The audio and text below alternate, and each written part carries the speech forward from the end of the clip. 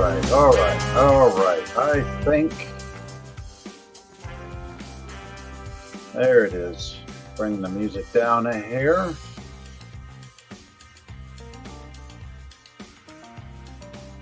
Feels like forever and a day since the last time I was live streaming.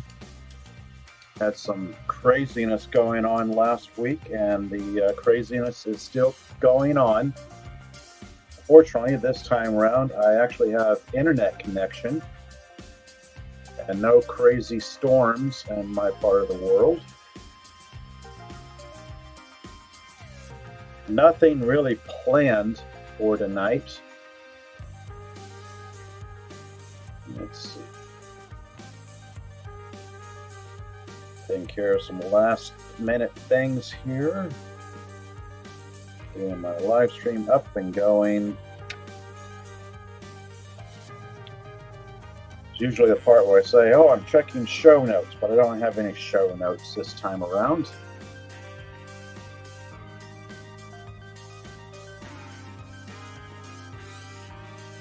No real plans for tonight. Tonight's live stream is just, like the title says, random stream of randomness. Now, what I will do is I will yammer on about some stuff, talk about some new to me books I picked up at a thrift store of all places. Let's see. I'm gonna get this set here. Gonna let the music play on out, and then I may find another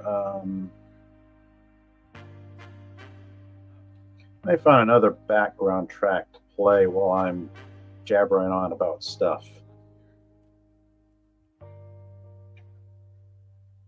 I like this particular tune, so I'm going to let it play on out. There we go. And I'm going to do that one right there. I think this one is a good one for background tunes.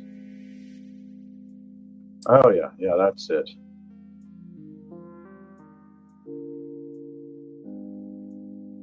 Let's see, go and turn the music down just a hair. I have absolutely no idea where it is in relation to what I'm hearing in my headphones. As always, as I slowly get my show up and going, I want to thank you all for joining me tonight, whether you're live, lurking out there, or you catch this stream on a replay and you're kind of curious who I am and what I talk about. Pretty much anything and everything under the pop culture sun. Like the thumbnail says, it's a random stream. Monday nights are usually my random stream of randomness. Just some stuff. Now for tonight, I've got a number of really fun things I thought I would toy with here. I've got, a number of books, because of all things, I had some free time. And of all things, I wanted to bust out and get out of town a little bit. Back in the day, 3, 4, 5 or 6 years ago, before the coof. Most people would do things like take those one tank trips, or fill up your car or your vehicle with a tank of gas, and you just go someplace. Go maybe a half tank there and half tank back. For me now, it's become, where can I go in an hour? Maybe 30, 40 minutes away from home, and then 30, 40 minutes back.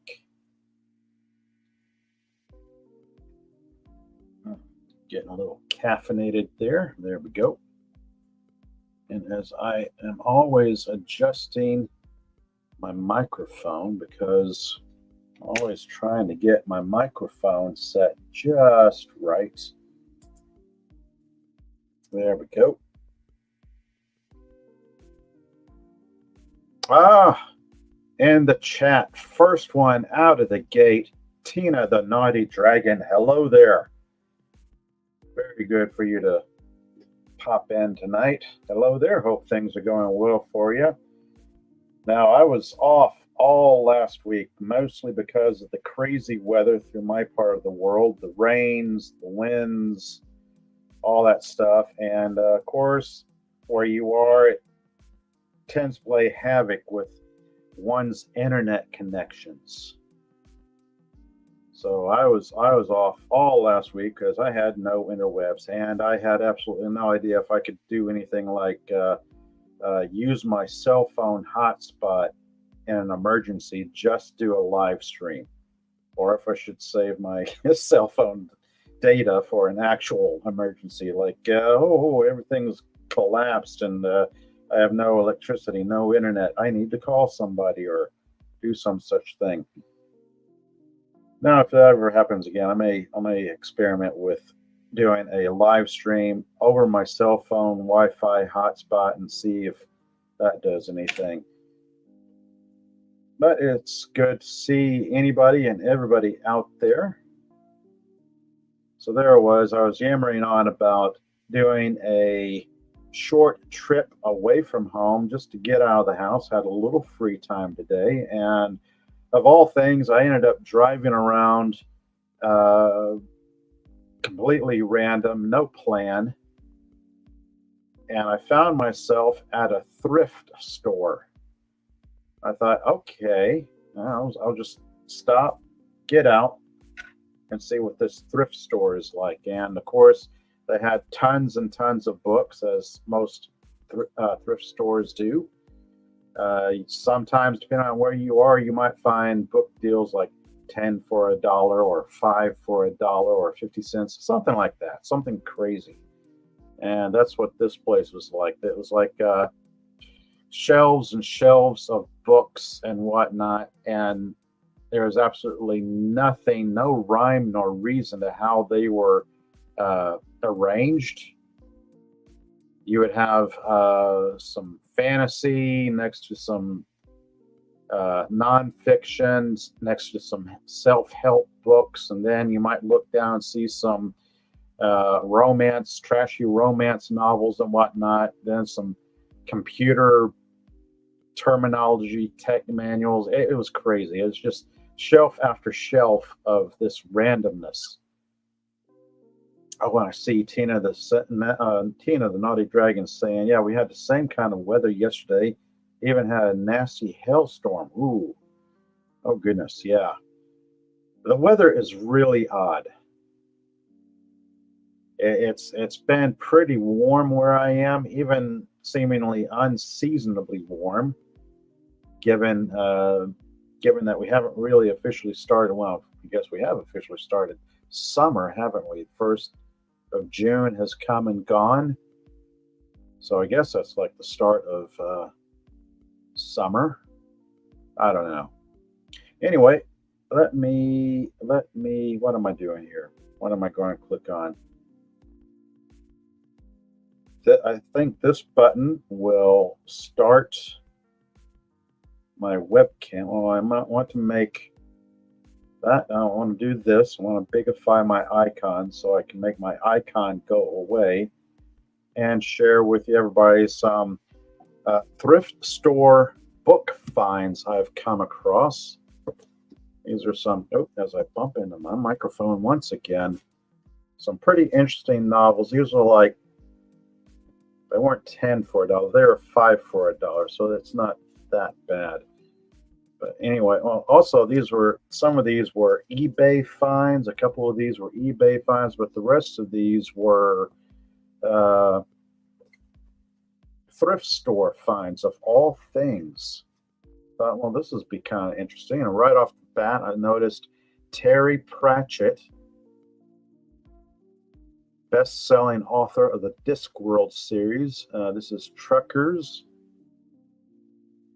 the Brahm Iliad trilogy, #1. I know nothing about this. I've read a good number of Terry Pratchett novels. He's one of my favorite fantasy artists. I am unfamiliar with this one. They're 4 inches tall in a human sized world. Under the floorboards of the, as I'm reading from the back here, under the floorboards of the store is a world of 4 inch tall gnomes that humans never see. It is commonly known among these gnomes that Arnold Brothers created the store for them to live in, and he declared everything under one roof. Therefore, there can be no such thing as outside. It just makes sense. That is, until the day a group of gnomes arrives on a truck claiming to be from outside, talking about day and night and snow and other crazy legends, and they soon uncovered devastating news. The store is about to be demolished. It's up to Masklin, one of the outside gnomes, to devise a daring escape plan that will forever change the gnome's vision of the world. Okay, so that's going to be an interesting read. So yeah, Terry Pratchett. If you're a Terry Pratchett fan, I imagine you're well aware of. I'm going to move all these over and make space here. You're probably well aware of the Discworld novels and series. Terry Pratchett, great author. I quite enjoyed his works. Tina the Naughty Dragon saying, the Three Investigators. I really liked that series. Yes. Yes, this is a bit of my childhood right here because I do have a small collection of Alfred Hitchcock and the Three Investigators. And I saw this one sitting on the shelf next to some computer books. I thought, oh, I've got to pick this one up. I don't know if I have this one already, but this is a bit of my childhood right here. This particular copy is pretty ratty looking.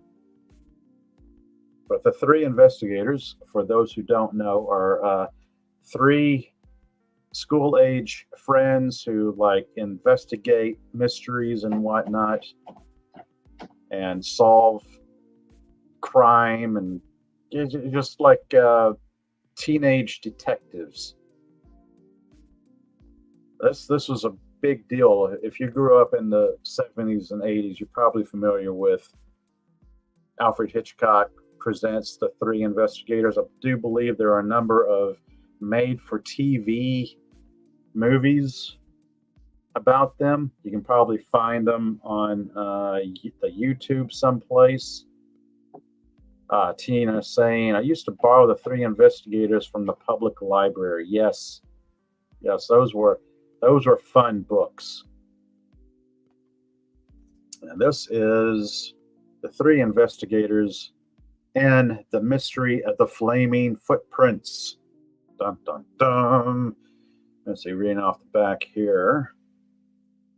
The house is haunted, cries Pete. The Three Investigators are on their strangest case yet. A village pottery maker has mysteriously vanished without a trace. And now, across the floors of his house, bare footprints have appeared that dance with ghostly green flames. Is it somebody's ghastly trick or a genuine haunting? Jupiter Jones, the leader of the Three Investigators, believes there's a logical explanation, and he's sure the Potter is hiding out somewhere. But if so, why is he hiding, and where, and from whom? Now the three have a clue, but they've got to act fast. If the Potter is still around, he may be in deadly danger. These were great books.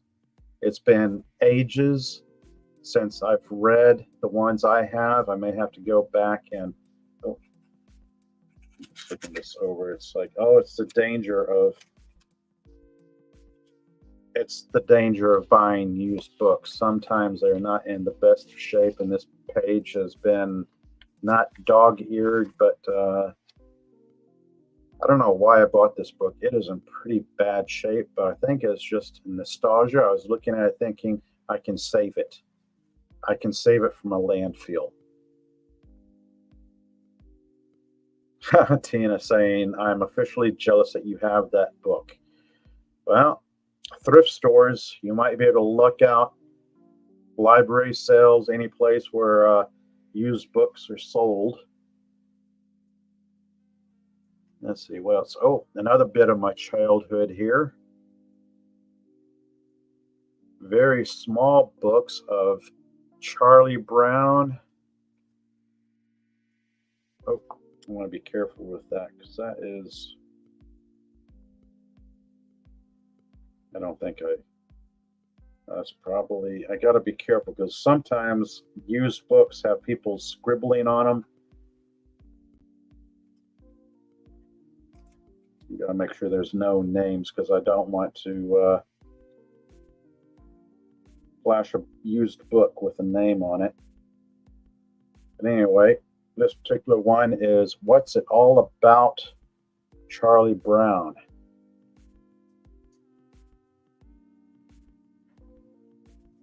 Pretty good sized book.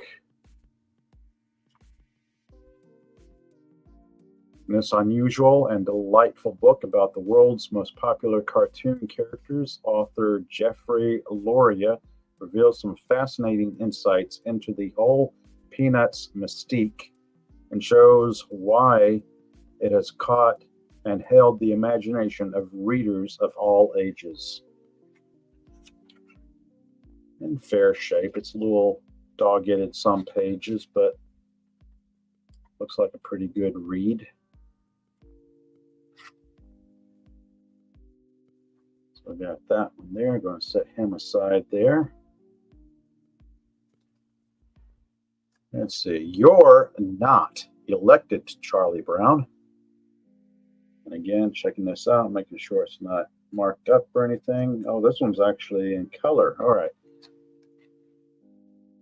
Scholastic Book Services. There was a time when you could go to like a Scholastic book fair and just pick up cheap books. So this looks fun. And for some reason, I guess it's somebody's little stamp. They just stamped the inside cover, that little Starship Enterprise stamp. Election, student body president. The election will take place Wednesday in the auditorium.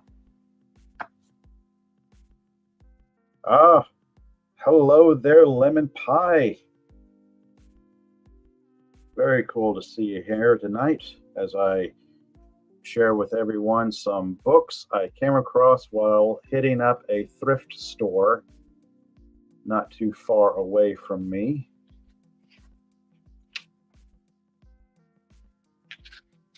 This looks like a pretty good one.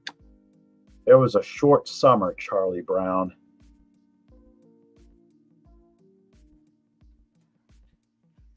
And this one, unfortunately, has separated from... Well, it still looks in good shape. I don't know how to fix that.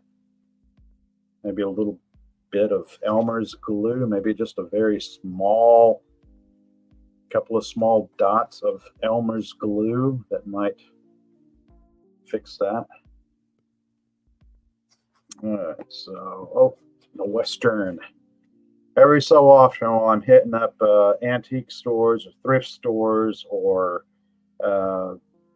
any places that are just getting rid of pallets of books, I'll come across some Louis L'Amour Westerns. I have not actually read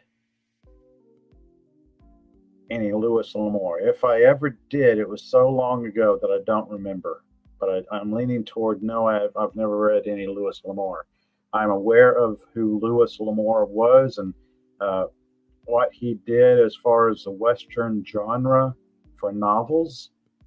Actually got turned on to him by my dad when he was still around. Ended up inheriting a good number of Louis L'Amour and Zane Grey novels from my dad. I keep thinking I will make the time to slowly read through these because when you think about it, the Western genre has been so influential on everything we watch even if it's science fiction, in some way, there are science fiction TV shows and movies that have been influenced by either by theme or by character development by the Western genre. You think of like Firefly or The Mandalorian that play out kind of like Westerns. You can see the Western influence in science fiction. And Louis L'Amour has been one of the most prolific authors. How the West Was Won, based on the screenplay written by James R. Webb. And Tina saying How the West Was Won was a good movie. Louis L'Amour's great epic of human courage and endurance, his brave saga of the men and women who pushed relentlessly forward despite the uncertainties of nature, the wrath of savage enemies, countless danger, and cruel death, to win the wide, shining lands of the rich and untamed West. Very much like, what's a close analogy to that? You could say that's very much like Star Trek, Starfleet, exploring the great unknown. Back when Star Trek dared such things. Let's see, where am I going to? These were interesting things I picked up. This was a play by American playwright David Mamet. Now, I was familiar with David Mamet because he's directed a number, written and directed a number of interesting movies that I've enjoyed over the years. Let me do a quick internet search here for David Mamet. Kind of pull up some of his movies. I'll just do it easy on myself and go right to the Wikipedia. I don't like referencing Wikipedia, but David Allen Mamet is an American playwright, filmmaker, and author. He won a Pulitzer Prize and received Tony nominations for his plays Glengarry Glen Ross and Speed the Plow. And he's done some off-Broadway plays. Let's see, the very first movie that he wrote and directed was House of Games, 1987. I'm going to open that up in another tab because that was an excellent movie. It was actually one of the few movies that I really enjoyed. If you've ever made a list of movies you could like just sit and watch again, there's a number of good ones that he wrote and directed. House of Games was one of them. Let's see, I'm shooting over to the Wikipedia entry. House of Games is a 1987 American neo-noir movie about con men and confidence scams by David Mamet, his directorial debut. He also wrote the screenplay based on a story he co-wrote with Jonathan Katz. The film's cast includes Lindsay Krause, Joe Montega, Rick J., and J.T. Walsh. Yeah, excellent movie. I highly recommend that one. Another one that David Mamet wrote and directed, one that I quite enjoyed, was The Spanish Prisoner. Again, hopping over to the Wikipedia page on it. The Spanish Prisoner is a 1997 American neo-noir suspense film written and directed by David Mamet and starring Campbell Scott, Steve Martin, yes, that's Steve Martin, Rebecca Pejion, Ben Gazzara, Felicity Huffman, and Ricky Jay. It tells the story of a corporate espionage conducted through an elaborate confidence game. So it's pretty neat. It's got some layers to it, some unexpected things going on about it. But I saw this a play by David Mamet. Again, finding them at a cheap thrift store, super cheap. These were like 20 cents each. And I was unfamiliar with this one, and I know I liked them, so I just picked this up because I thought, that's interesting. Let's see. Winner of the 1984 Pulitzer Prize, David Mamet's scalding comedy is about a small-time, cutthroat real estate salesman trying to grind out a living by pushing plots of land on reluctant buyers in a never-ending scramble for their fair share of the American dream. Here is Mamet at his very best, writing with brutal power about the tough life of tough characters who cajole, connive, wheedle, and wheel and deal for a piece of the action. Where closing a sale can mean a brand new Cadillac, but losing one can mean losing it all. The masterpiece of American drama is now a major motion picture starring Al Pacino, Jack Lemmon, Alan Arkin, Alec Baldwin, Jonathan Pryce, Ed Harris, and Kevin Spacey. Wow. Wow, that is a good cast. That is a good. I've got to look for this movie now. Now a major motion picture from New Line Cinema. I've got to look that up. That sounds pretty cool. All right. And I thought this looked interesting. I have no idea what it's about, but it's Who Needs a Superhero? Finding Virtue, Vice, and What's Holy in Comics. H. Michael Brewer. All right. So yeah, this is the first time I'm looking this over. I saw it and read a little bit about it. I thought, okay, this could be an interesting read. Reading a little bit from the back. Mild-mannered minister by day, H. Michael Brewer transforms nightly into comic book man. Bolstered by bulletproof biblical backup, Brewer delves into myths about man and maker. Is God more like Green Arrow or the Punisher? ? I don't think you can make the comparison there, but reading on the back description, how can you model your church after the Fantastic Four?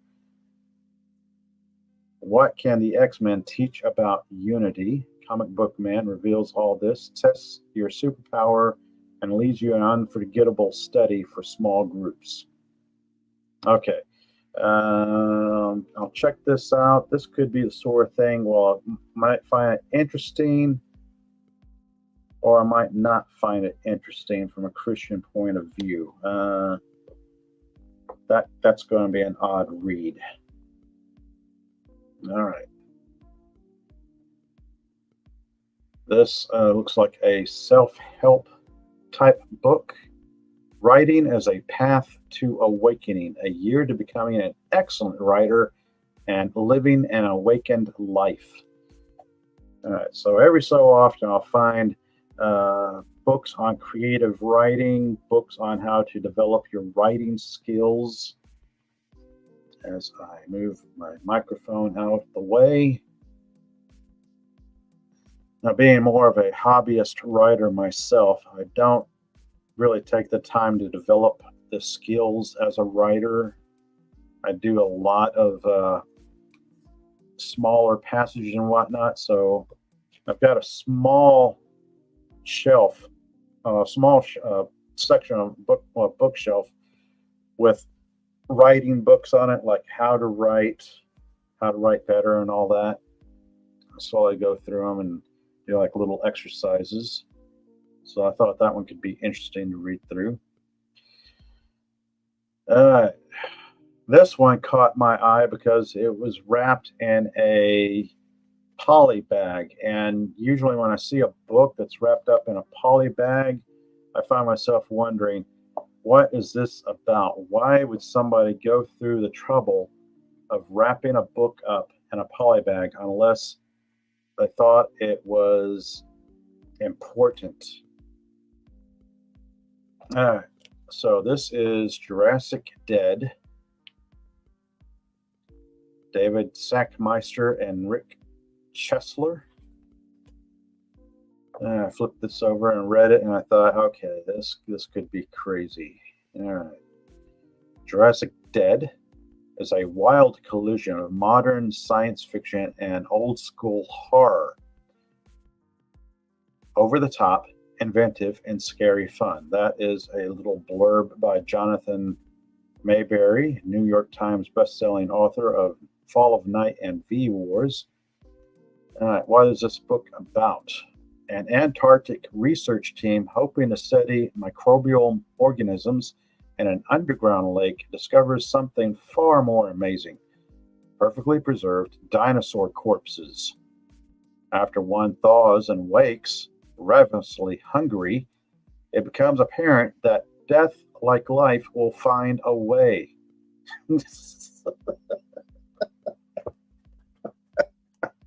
uh, I found myself chuckling in the thrift store after I read that. Uh, Environmental activist Alex Ramirez, son of the expedition's paleontologist, came to Antarctica to defend the organisms from extinction, but soon learns that it is the human race that needs protecting. Yeah, this is probably going to be a crazy read. This is Jurassic Park, I'm guessing, mixed with zombies. So yeah, the Walking Dead meets Jurassic Park. I have no idea.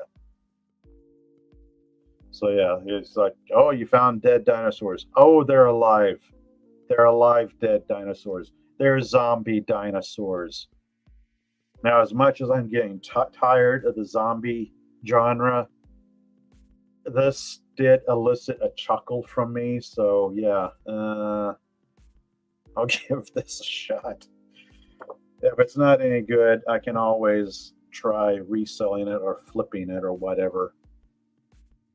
Let's see. Next thing I found at the thrift store: Robert A. Heinlein's Starship Troopers. So let me take this off camera to make sure it's not marked up. It doesn't have anybody's name on it or anything. No, it is actually in good shape. It is copyright 1959 by Robert A. Heinlein. Copyright renewed in 1987.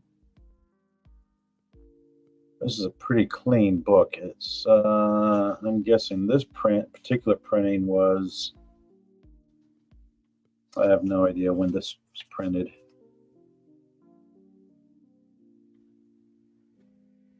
Penguin Random House. Johnny Rico never really intended to join up, and definitely not as part of the mobile infantry. But now he's in the thick of it, trying to get through combat training that is harder than anything he could have imagined. And he blah blah blah, and he knows everyone in his unit is one bad move away from buying the farm in the interstellar war the Terran Federation is waging against the arachnids. Because everyone in the infantry fights. And if the training doesn't kill you, the bugs are more than ready to finish the job. So yeah, Robert A. Heinlein, Starship Troopers, sci-fi classic.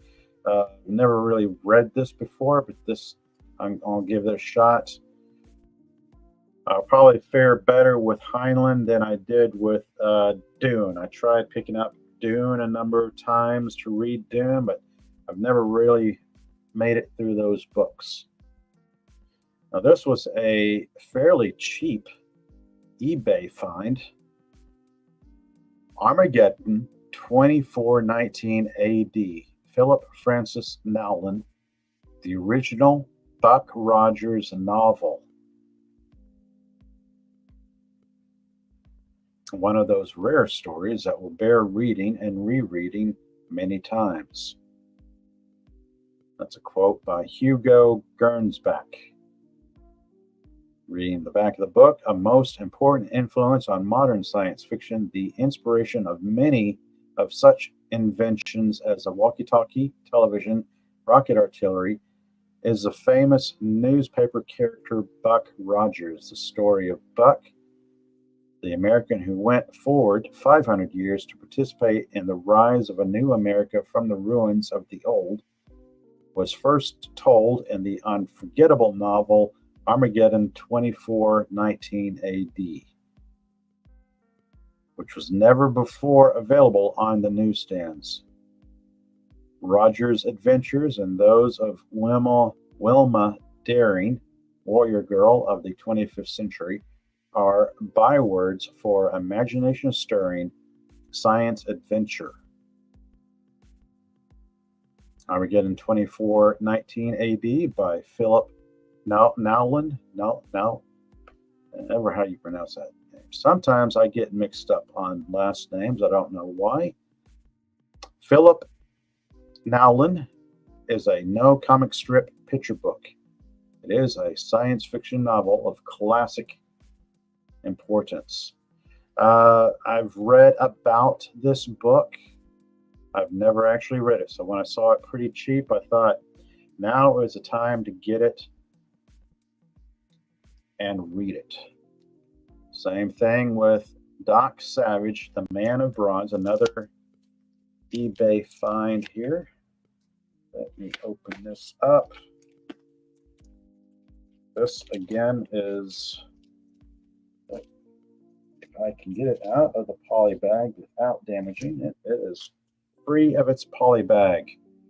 Doc Savage, The Man of Bronze, #1. I believe this is supposed to be the 7th printing.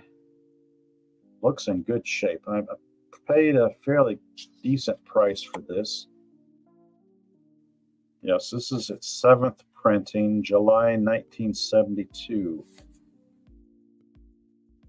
Copyright 1933. I quite enjoyed the movie. I really enjoyed that movie. And it's the sort of thing I found myself thinking, if I loved the movie, how much more am I going to enjoy the novel? And Tina saying, I've read 3 of the Doc Savage novels. I've enjoyed the ones I've read so far. Oh, that's good to hear. This is Doc Savage #1, Doc Savage, The Man of Bronze. The Fantastic Adventures of Doc Savage by Kenneth Robeson. Very good condition, very good shape.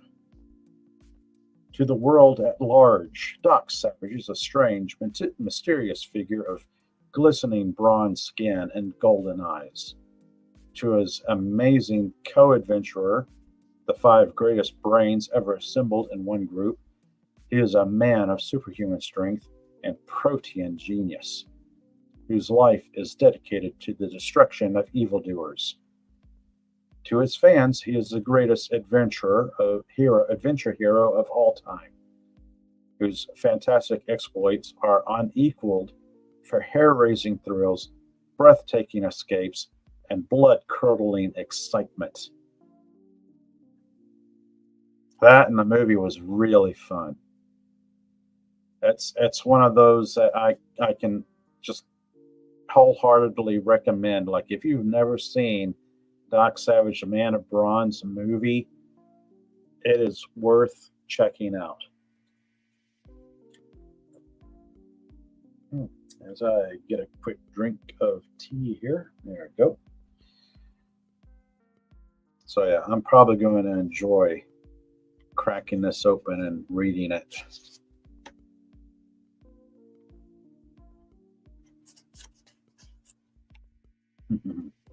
Chapter 1, The Sinister One. There was death afoot in the darkness. It crept furtively along a steel girder.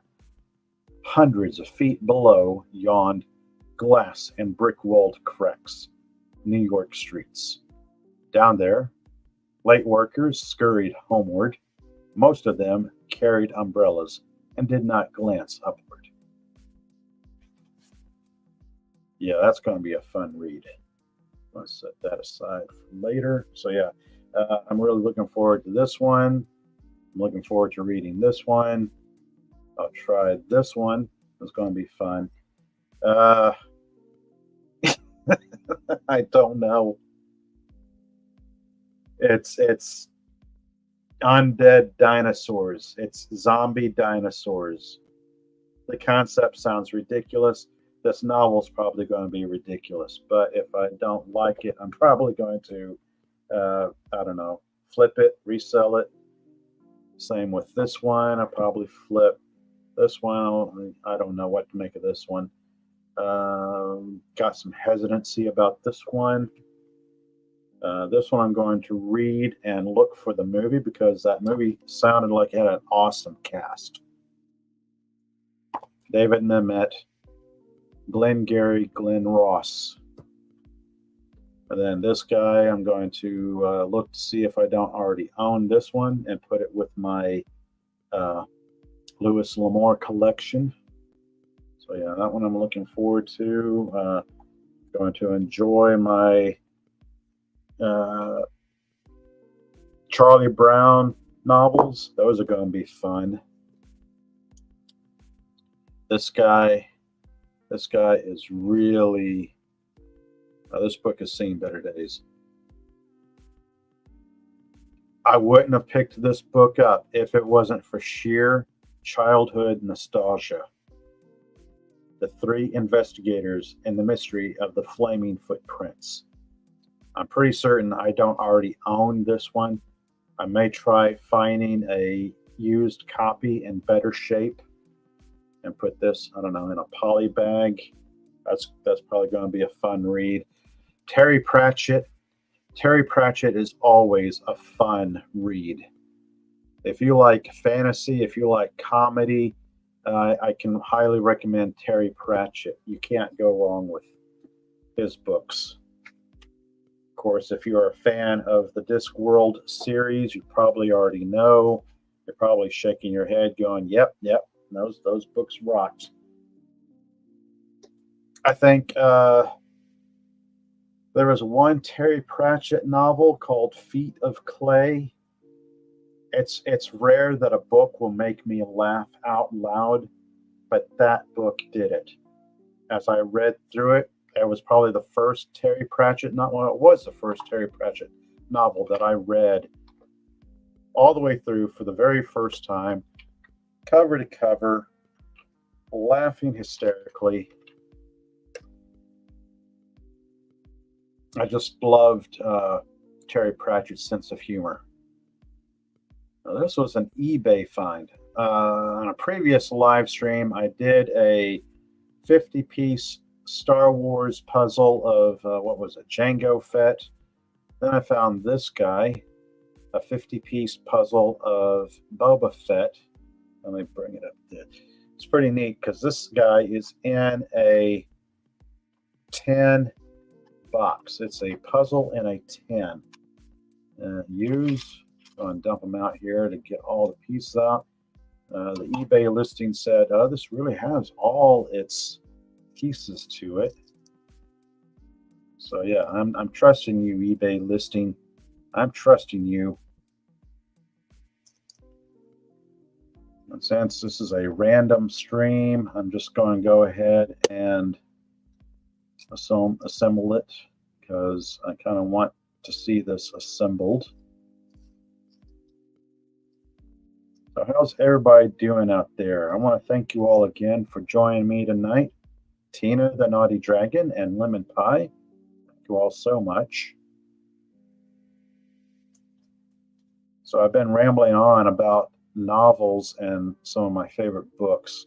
If you guys want to share some of your favorite books, go right ahead. It'd be very cool to hear from everybody out there. And if you pick this stream up later on, feel free to drop a comment in the drop comment section. So I have this guy. I also have this was a very cheap puzzle set. This is 4 very small puzzles. I may actually save this for another stream. These are not 50-piece puzzles. These are like 12-piece. Look, these look really easy to us. I may save this for another stream, a future rambling stream.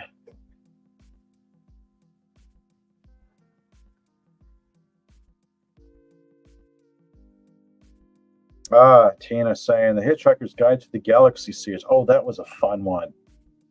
Douglas Adams was a good writer, and I've read the 5 books in his trilogy. Those were fun. I know he also wrote Dirk Gently's Holistic Detective Agency. I don't remember that much about those. I know there's been 2 different stabs at a Dirk Gently TV show, a BBC English one, and then a Hulu version of it. And one of them was pretty enjoyable, and the other one was kind of gory and bloody and over the top. And that one being the Hulu Dirk Gently's Holistic Detective Agency one. Now, the British produced series, I quite enjoyed that one. I don't think it had much to do with the character all that much, from what little I do remember of it. But the show itself was pretty enjoyable. There's only 4 episodes of that. There were much more in the Hulu, but I'm really hesitant to recommend anybody watching the Hulu Dirk Gently Holistic Detective Agency series, because that one was kind of gory. Honestly, that was kind of an odd letdown.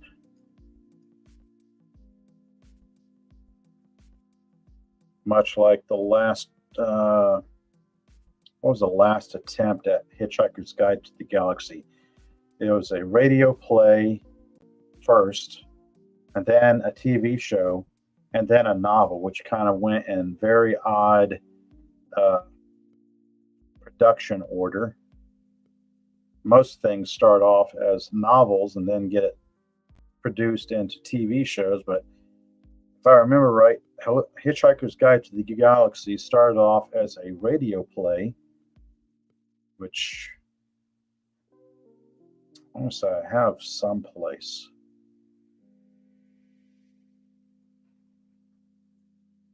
I've quite enjoyed the radio play. The radio play was fun.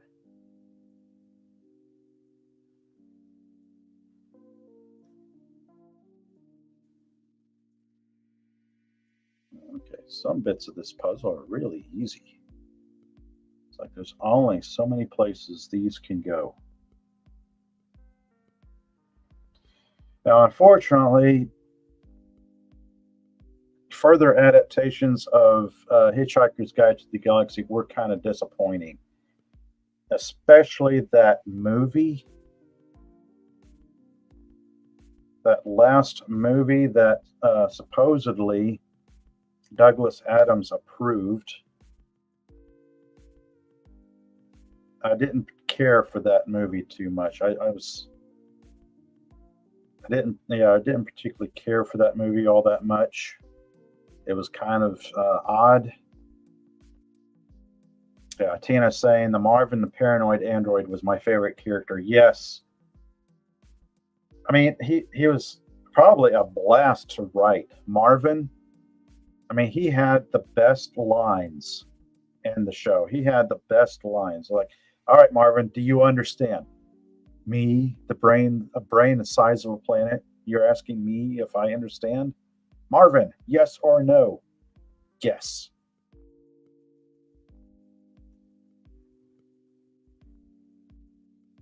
Let's see here. That looks like a helmet. This looks like it could be, yeah, that's Darth Vader's helmet. So that goes up there. It goes there. Yeah, reading Marvin and the novels was hilarious. See, this looks like a piece that might go here or there. It's hard to know about this piece. This piece goes somewhere.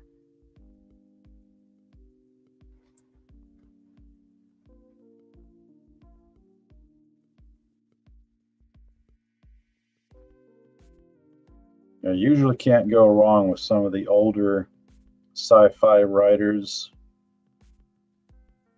Oh, those two seem like they go together.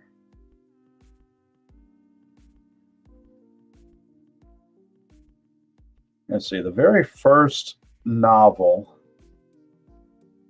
or very first author I ever started reading was Andre Norton.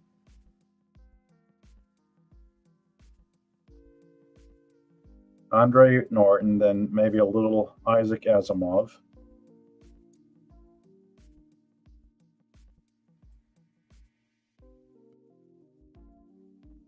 I've read a little bit of Harlan Ellison.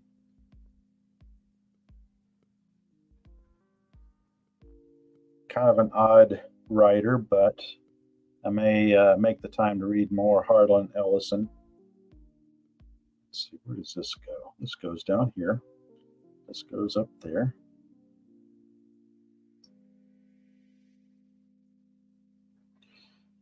It's like I've got a small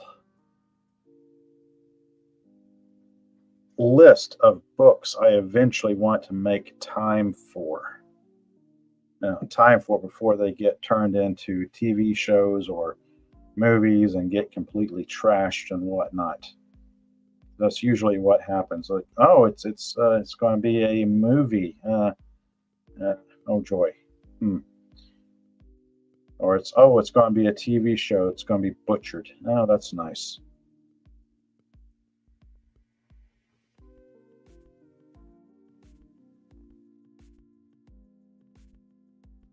No, those two pieces don't go together. This is an edge piece. I just don't know which edge. This is also an edge piece. Nope.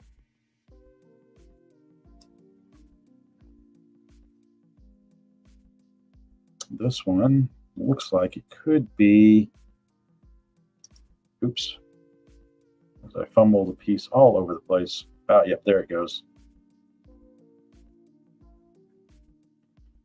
Actually, these two pieces, as I fumble them, there we go.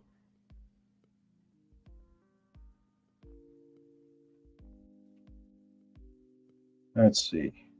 Trying to think of some favorite authors out there. Aside from Terry Pratchett and Andre Norton,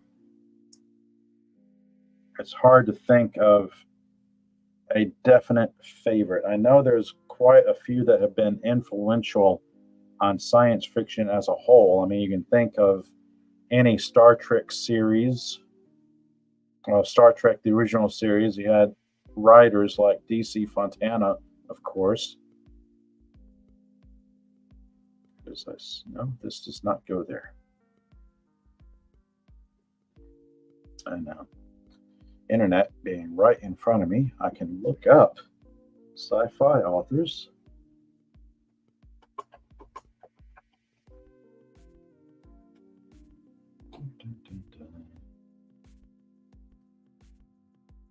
All right.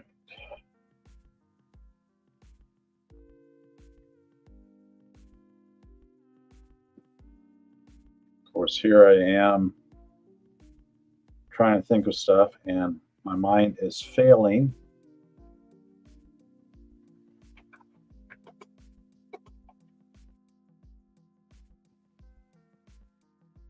Tina saying Clive Cussler is one of my favorite authors. Clive Cussler. I'm not familiar with him. I will check him out on the interwebs right now.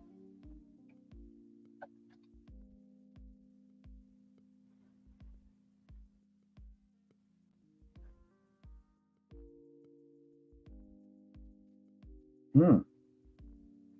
All right. Clive Eric Cussler. Oh, he passed away 4 years ago. That's unfortunate. American adventure novelist and underwater explorer. Thriller novels, many featuring the character Dirk Pitt, have been listed on the New York Times bestseller list more than 20 times. Wow.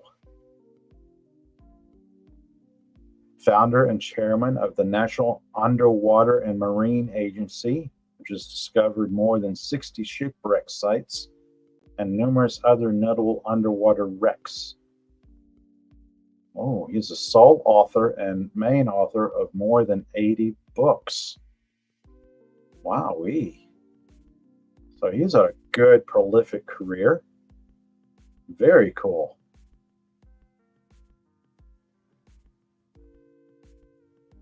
Let's see. Dirk Pitt novels frequently have an alternative history premise, such as what if Atlantis were real? Okay, cool. So he's like uh, alternative history fiction. That's cool. I may check him out. Sounds like a pretty cool series.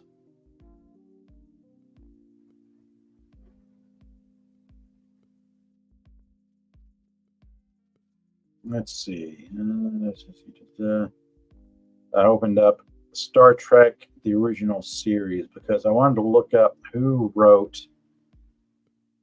the main writers behind Star Trek TOS, because that's usually what people go to when you think of landmark science fiction and the impact science fiction from the 50s and 60s had on the culture as a whole. I'm getting on the casting.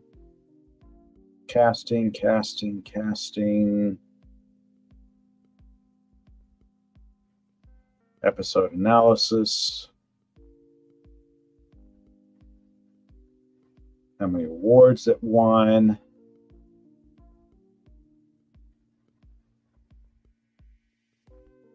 Oh boy, that is a huge Wikipedia entry. It is Star Trek, so I'm not wholly surprised. The first Star Trek comic books were published by Gold Key Comics between 1967 and 1978. And those are probably going to be very hard to find and ridiculously priced.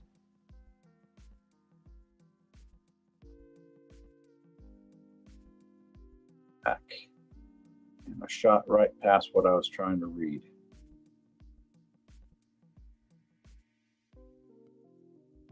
Comic books.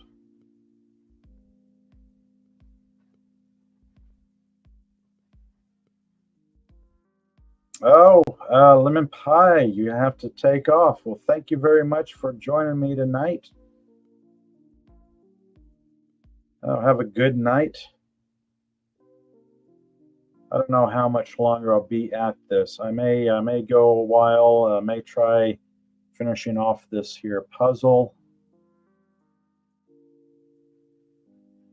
as I kind of ramble on about stuff. Ramble on about anything and everything. Oddly, it seems like the hardest bits to find on this puzzle will be the center bits, because it's typical for a jigsaw puzzle, right? However, the bits involving Darth Vader's helmet. So this is kind of fun. This is like two of the mysterious, at one time, were the mysterious, enigmatic characters of Star Wars, Boba Fett and Darth Vader, because at one time, nobody really had an idea or a clue what they looked like underneath their helmets. No, that is until we were shown what they looked like underneath their helmets, and it's like, that's nice. Mystery solved, I guess, or whether we wanted it solved or not. That bit goes there.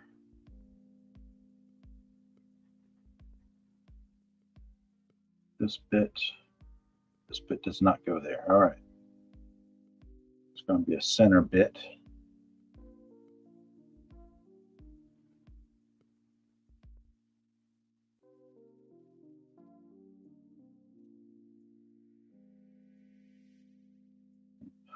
Okay. Some of these I definitely see are Boba Fett pieces.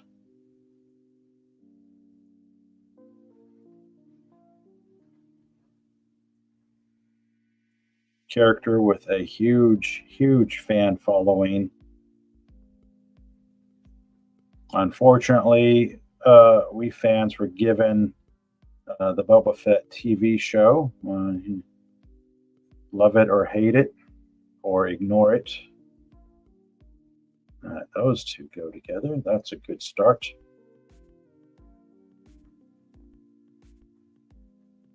Boba Fett TV show is probably one of those that's the less said about it, the better. Much like anything Star Wars or Lucasfilm tries to put out. I've gotten to the point where I find myself just ignoring what Lucasfilm does. I mean, I have Star Wars. Star Wars is great. And then you got off into the ridiculousness that was anything and everything they've been putting out so far. Yeah, Tina saying thought the unmasking of Vader at the end of Jedi was a powerful moment. Yes, very well done. Very well done. That bit of having Vader's helmet show up in the Disney trilogy movie, sequel trilogy, that was stupid. That was like a perfect story arc in the original trilogy, and it's like that's good. You can put that aside. You can move on, but no, for some reason, you had Kylo Ren, Darth Temper Tantrum, cling to the helmet that he somehow acquired and decided he wanted to continue Darth Vader's legacy. And it's like, this is the single stupidest thing I've ever heard of.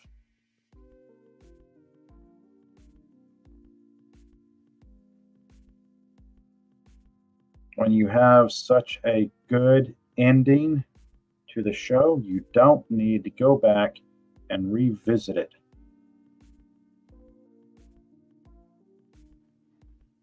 Oh. What is this? Is this?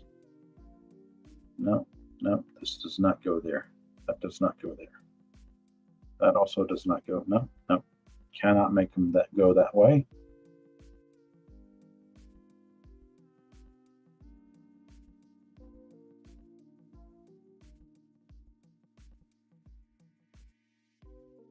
This looks like a piece that goes on this side.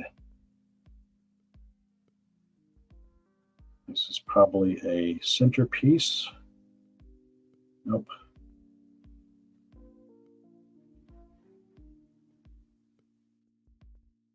There are some things you think about. It's like, what's something that's pointless and unnecessary that kind of undoes everything that was happened before? And that is kind of what we got with Disney sequel trilogy. What is this? Where does this go?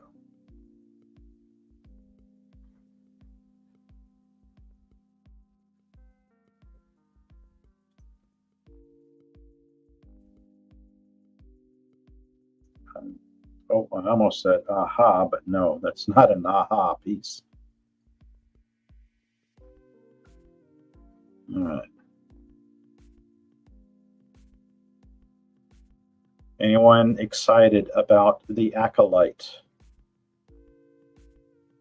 That's out there, isn't it? It's been released. I don't know. I think it's been released. Nothing I've been particularly keeping up with. Ooh, here it is. Ooh, Boba Fett's helmet.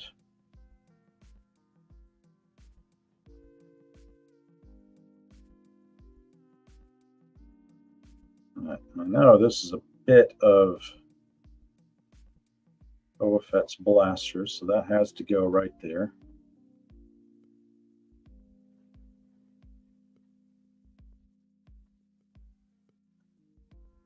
Now, given the state of Star Wars and where they're going with the TV shows, you're getting into this whole thing of diminishing returns.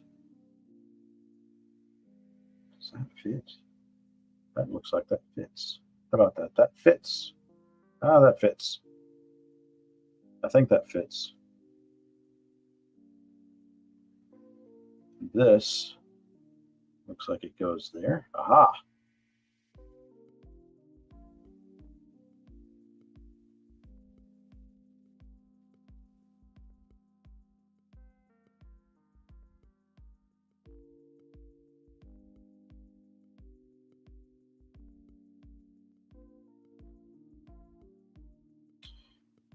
I mean, here I am trying to think of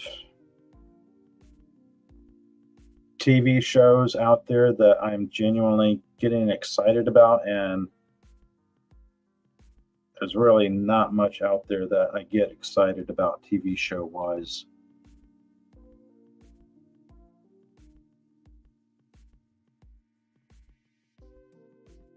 Or movies or whatnot. I recently sat through uh, Atlas, the J Lo sci-fi movie, and that was kind of a letdown. Not that I was expecting much from Atlas, but it was largely forgettable.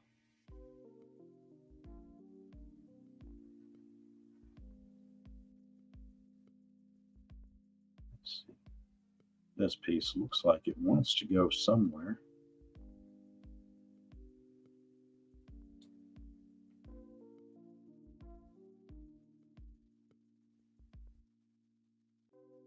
Aha!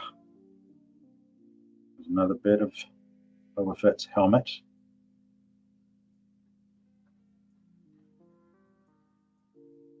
There's probably some of these pieces here that I am not bringing into the fold. Tina saying you've been watching a few episodes of $6 Million Man over the last couple of days. That's cool. Yeah, there have been a few of the older TV shows I've been enjoying myself. I recently started watching, what was it? Stingray? Is that it? Let me look this up real quick. It's the old marionette kids show.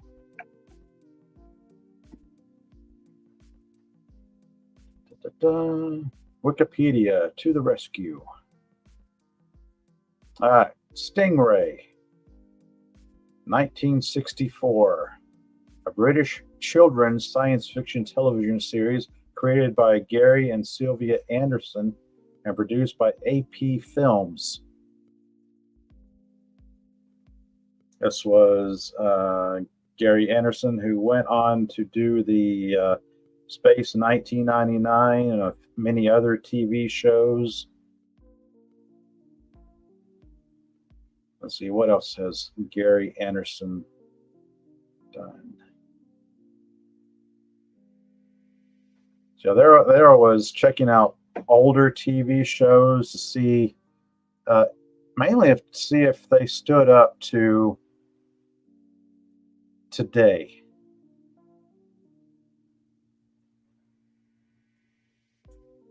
And I need, what do I need? Aha, I need this. So I think these two are supposed to go right there. Yep, that's what it looks like. Tina saying Fireball XL5 was your favorite. Cool. I have not watched that one yet. I will get around to that eventually because I'll make my way through Stingray. And then I'll check out some of his other Super Marionation TV series. Let me scroll down to see what Gary Anderson has done. Let's see. Stingray, Thunderbirds, Captain Scarlet, UFO, Space 1999, Terrahawks, Joe 90, Supercar, Fireball XL5. Okay. I tried an episode of Supercar, and that was, I don't know, that was a little too out there for me. Maybe just a little too, what's the word? Clunky? I may go back and give it another shot because I'll give shows like that another shot. This one looks like, no, I thought that went there, but no. Pretty much like I keep thinking to myself, I'll go back and finish off Space 1999 Season 2.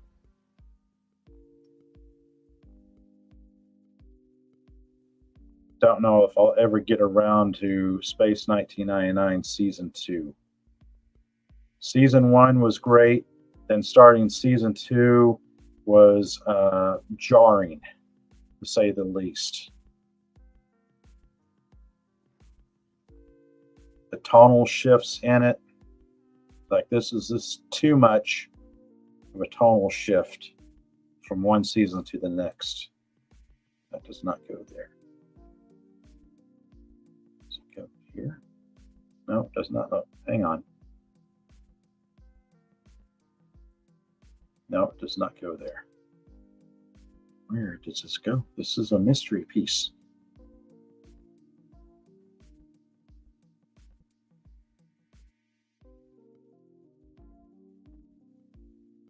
Sometimes you look at these and think these pieces make no sense.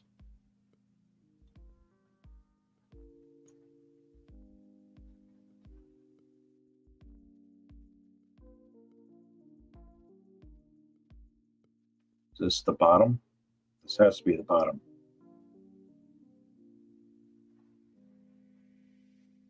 No, not the bottom. As I grab a nail file and move that aside.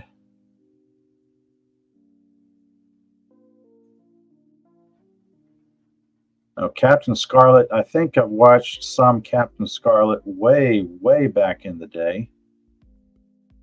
I don't remember too much about that particular show.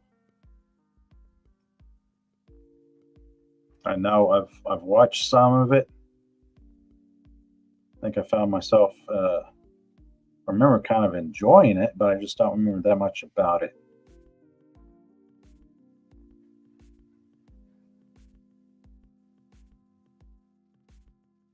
A Fireball XL5. That is on my to watch list eventually.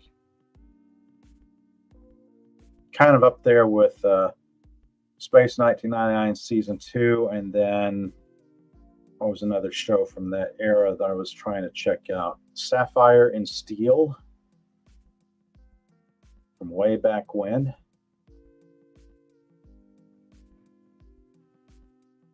Trying to go back and give some of those older sci-fi TV shows a chance because nowadays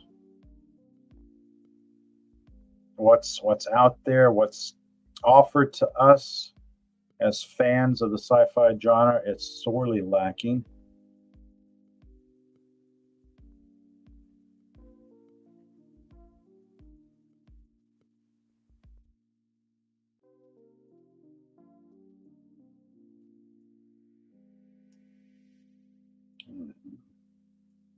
I don't think that's right.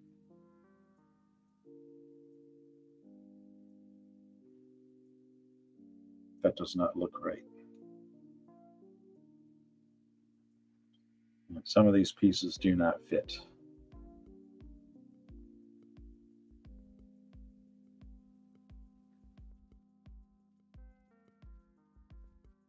This piece fits.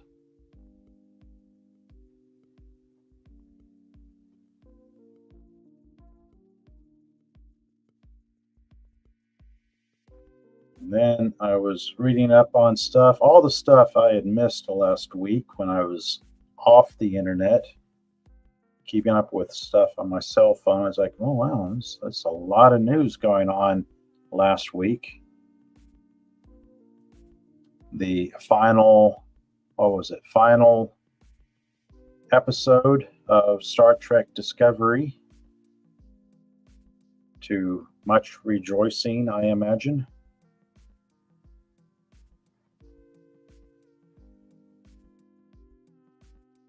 No, that can't be right. That's not right either. That does not look right.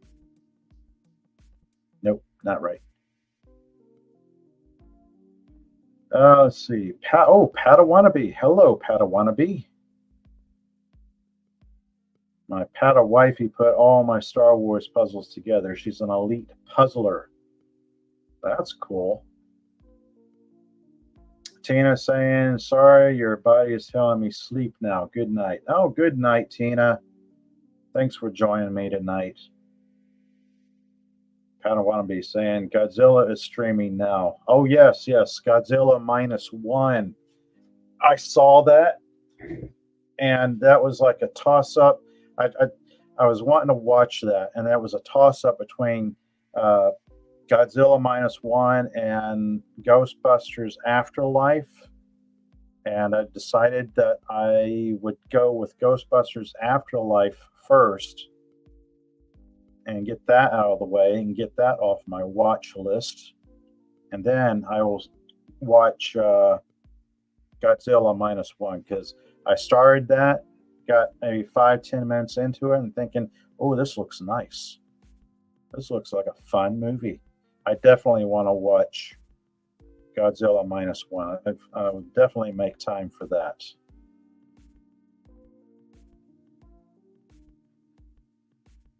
There's just a very few movies out there, sadly, that I will spend time on. Very few movies on Netflix that I'll spend time on. Now this bit's falling together pretty nicely.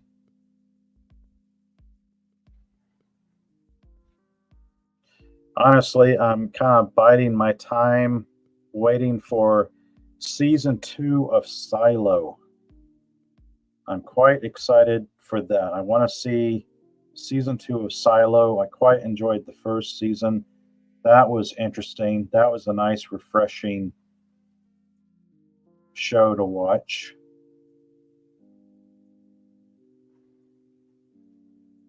This has to be right down here someplace.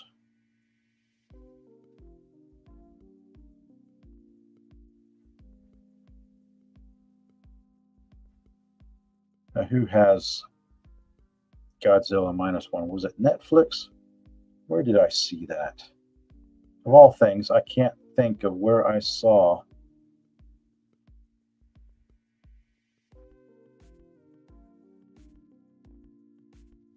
Ah, that works. That fits.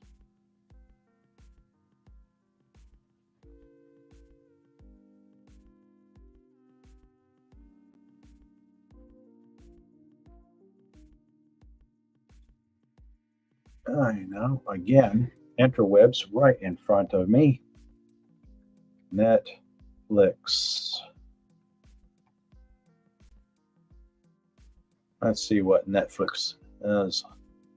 If there's anything that could tempt me to spend time on Netflix. No, that's just their site. I actually don't have a Netflix account. If I watch anything on Netflix, I have to go and go over to somebody else's house and watch Netflix.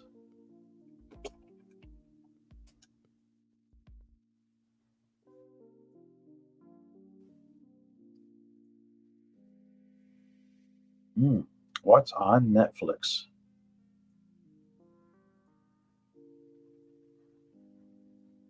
So here I am breezing through a site called What's on Netflix, and there's nothing there that's really grabbing my attention.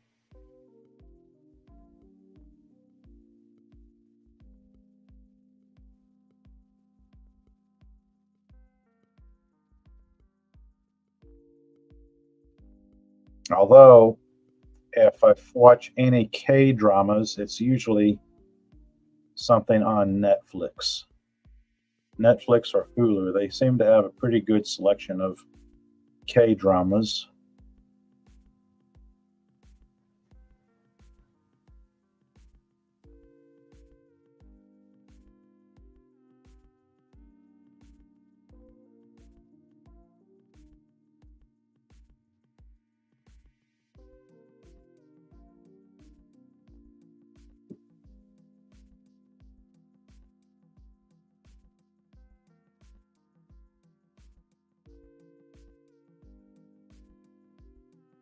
Uh,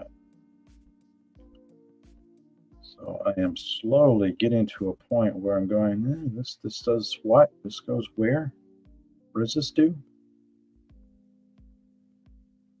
Pieces that look like they should go, but they don't go, and you're wondering, well, why won't you go?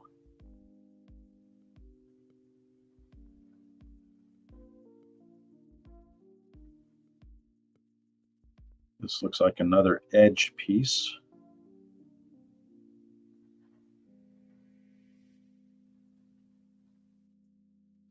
Nope.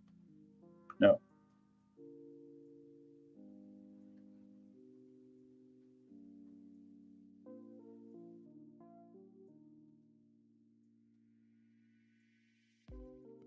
Ooh. Does this?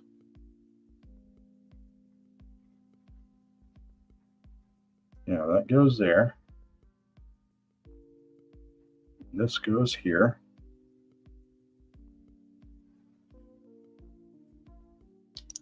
Oops. All right. Things are starting to come together.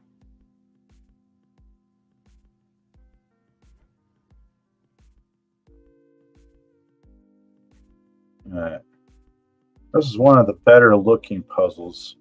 Two pretty cool characters. Well, I like finding little puzzles like this because they're neat. They're back from a period of time where the movies were good.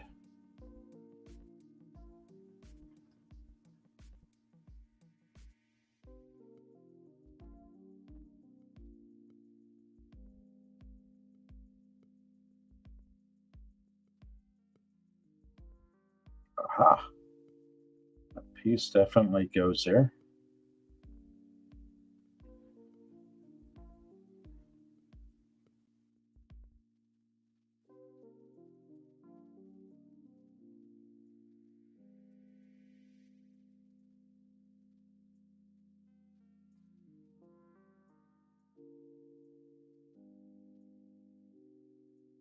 Nope. Nope.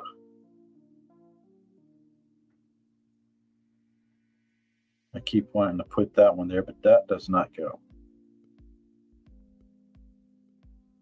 Or does it go there?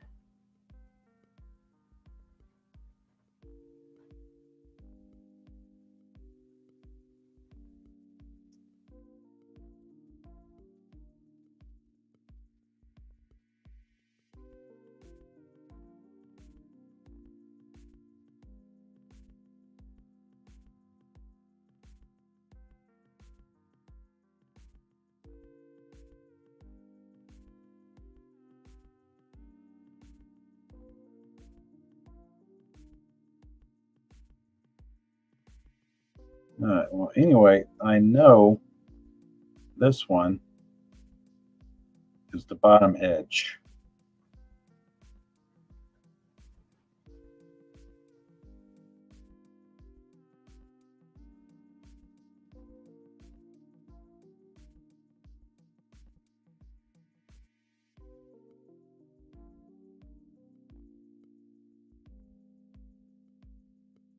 I almost didn't think that would go, but it does.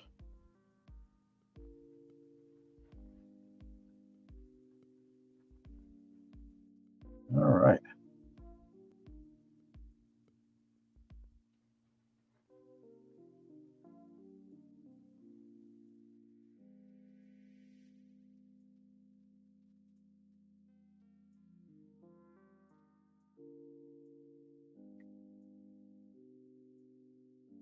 Let's see. I am slowly making way on this. I am going about as long as I kind of anticipated going. I was thinking tonight was going to be a hour and a half, getting skirting close to 2 hours to kind of get back into the whole swing of live streaming.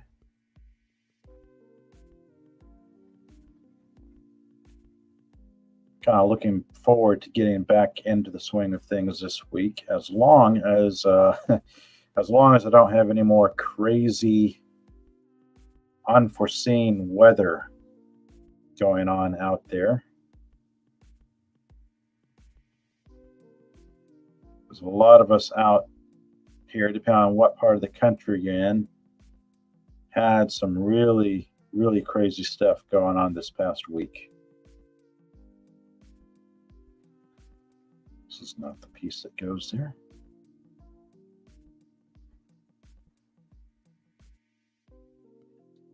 That looks like, well, this has to go right here.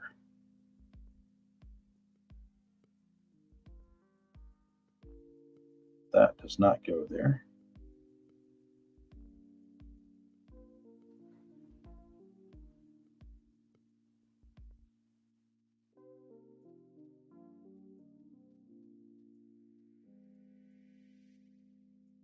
Aha.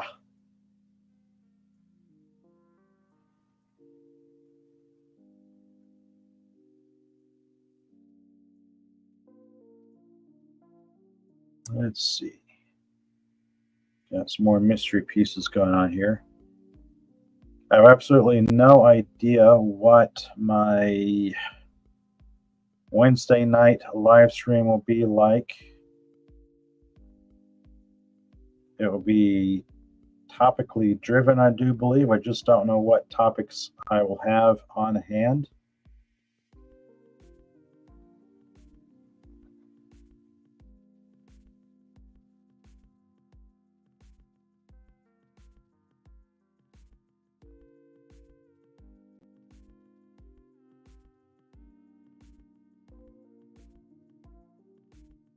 Huh. Do you believe? Oh, that's it right there. And then this one and this one. Aha! There's the bottom. There's the bottom of the picture.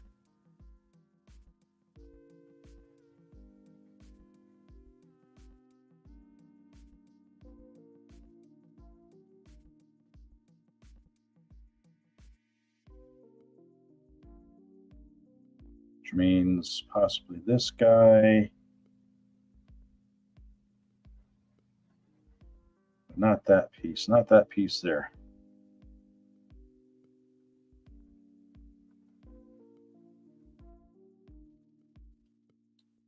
This piece, which means it could be this piece, followed by this piece, and there is the bottom. All right, there's the bottom.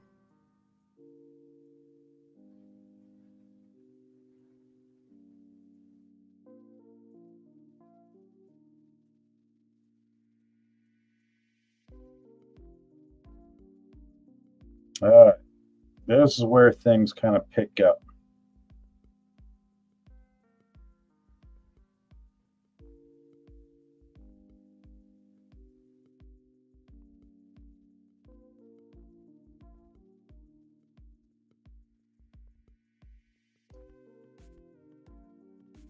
Well, I say that now, and then I go, well, where does this piece go?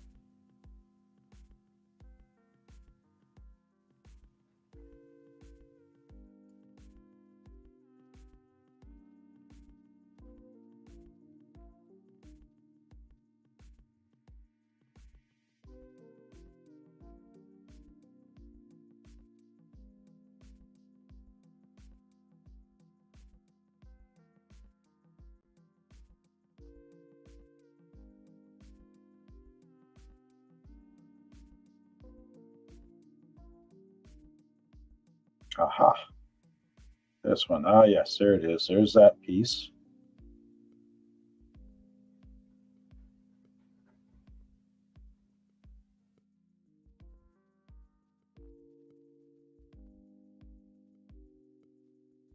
Now, what I did finish earlier tonight, shortly before I started this live stream, was Ghostbusters Afterlife. First time seeing it. Very enjoyable. Well done. That was a good show.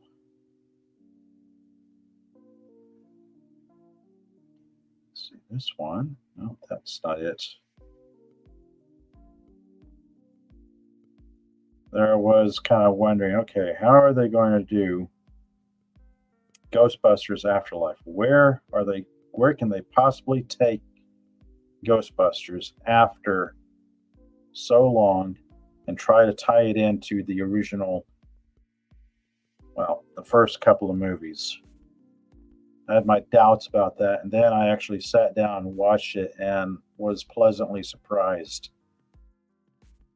And yeah, there were parts in it that do get you a little teary eyed. Talk about nostalgia. All things nostalgia and nostalgia driven.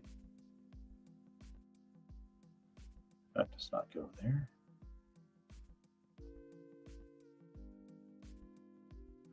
That one goes there.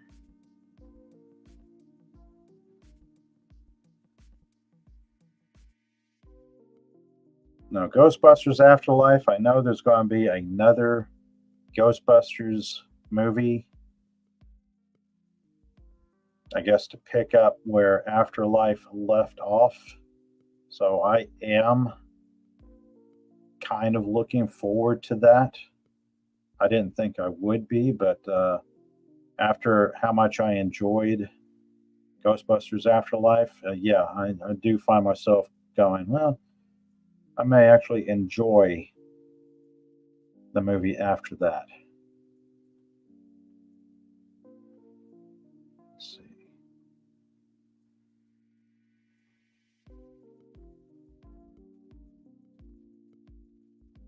Doesn't look like it. Well, that goes there. Okay.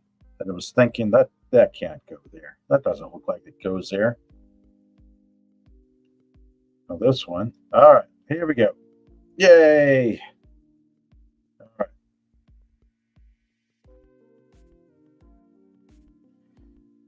This looks so much better in person than it does on camera because my camera studio lighting shows all the glare. But yeah, um, that's not bad. That's not a bad little puzzle. Honestly, the image on the 10 looks so much better. The colors are sharper, more contrasty. Pretty interesting puzzle this was.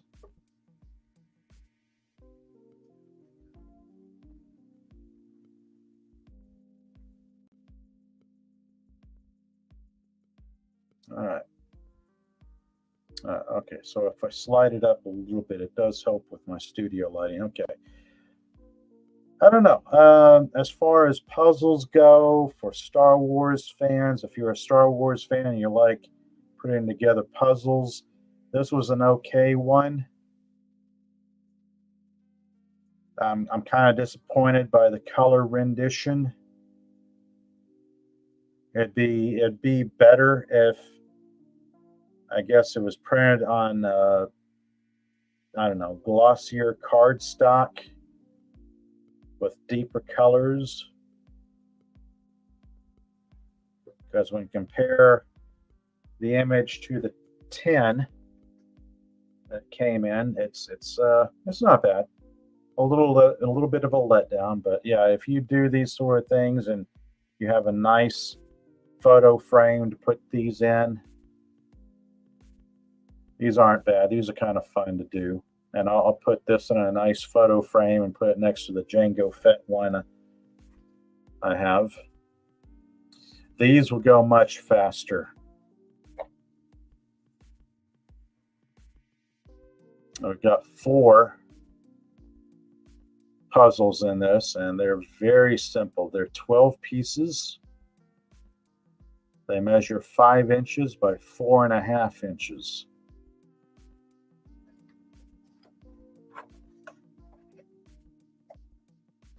Actually, while I'm here, I might as well bust this open. It's the first time I've busted this open. So yeah, huge pieces. More kid friendly. But yeah, this looks fun.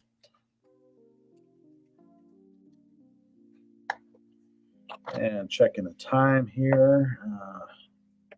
I'll probably go ahead and call it for tonight. This has been fun. As I bump into my microphone here. So yeah, tonight started off with the miscellaneous books I picked up from a thrift store that looked kind of interesting.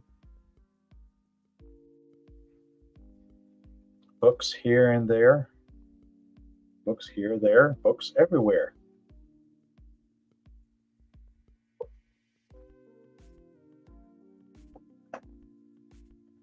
Set him aside. Off the desk there. All right, so yeah. This is fun. Depending on my time frame, I may do thrift stores more often because thrift stores can be fun. If you're looking for particular novels to fulfill gaps in a particular collection you have, this has been fun. I want to thank you all for joining me tonight. Let's see. Shouting out to all who came. Tina, the Naughty Dragon, first out of the gates, followed by Lemon Pie, followed by the Padawannabe. Hello there.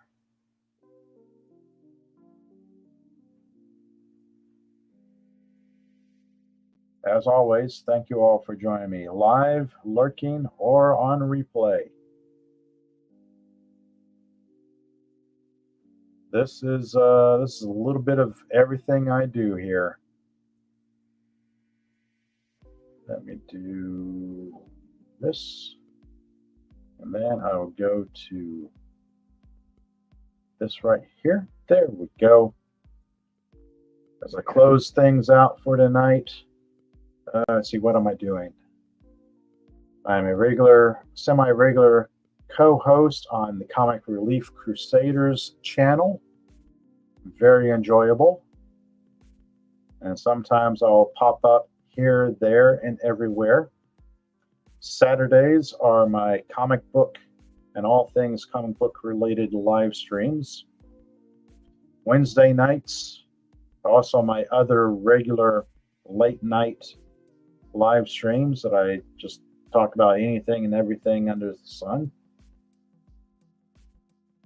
Monday nights tend to be a little bit more random, like tonight was, whether it's just chatting about books I found, books I've enjoyed, TV shows I've enjoyed, putting together a puzzle to see what it's like. Wednesday nights might be a little bit more topical, where I go over some TV shows I've enjoyed and want to share. or some K-dramas or some particular movies I've enjoyed.